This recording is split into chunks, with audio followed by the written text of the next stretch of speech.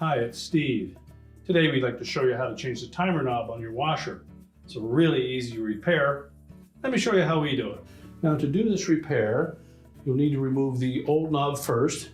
If it's still intact, it probably won't pull out easily because there is a horseshoe clip that holds that in place. So you need to remove that first. So just rotate that knob until you have the forked end of that clip pointing upwards, and then with a pair of needle nose pliers, we're simply just going to push that off of the shaft far enough that we can grasp the back of it and pull it out. You can then slide the old knob off and discard it.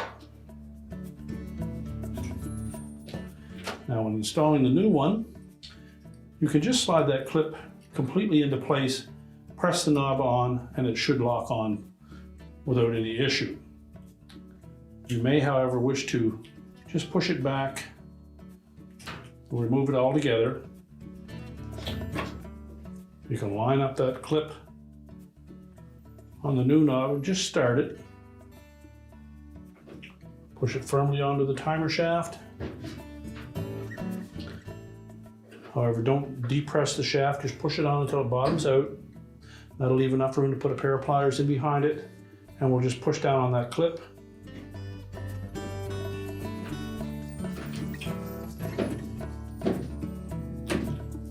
To lock it into place.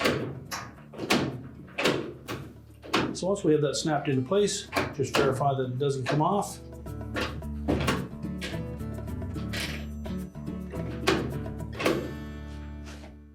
And your repair is complete.